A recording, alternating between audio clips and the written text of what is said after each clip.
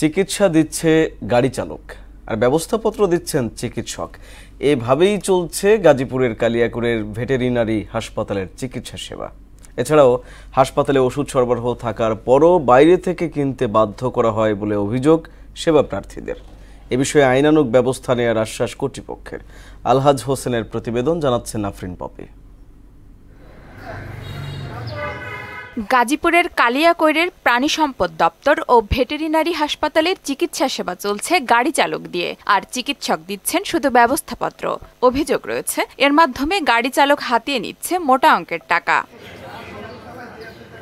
দীর্ঘদিনের নানা অনিয়মের কারণে উপজেলা প্রাণী সম্পদ দপ্তর ও ভেটেরিনারি হাসপাতালে চিকিৎসা নিতে হলে পশু মালিকদের 400 থেকে 1000 টাকা দিতে হয়, আর সরকারি 50 টাকার ভ্যাকসিন দিতে 200 থেকে 300 টাকা আদায় করা হয়। এমনকি অসুস্থ পশু বুঝে সেবা প্রার্থীদের সাথে করা হয় টাকার চুক্তি। এদিকে সরকারি ওষুধ সরবরাহ থাকার পরেও ওয়ালটন আবারও মিলিয়নিয়ার অফারে ওয়ালটন ফ্রিজ কিনে আপনিও হয়ে যেতে পারেন মিলিয়নিয়ার। বাইরে থেকে ওষুধ কিনতে হয় বলে অভিযোগ সেবা প্রার্থীদের।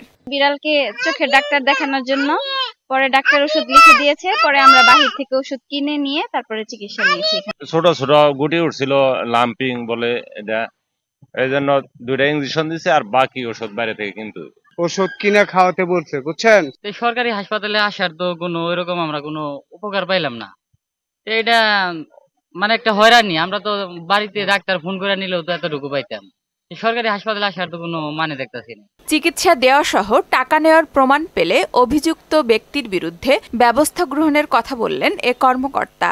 যদি চিকিৎসা দেয় আমরা বিধিমত ব্যবস্থা নেব, এবং সেই প্রমাণ বা তথ্য যদি আমরা পাই আমরা প্রথমে থেকে শোকজ করে দেব। সে যদি সাবধান হয়ে যায় তাহলে ওকে, আর না হলে আমরা গাড়ি চালকের চিকিৎসা দেওয়ার কোনো অধিকার নাই।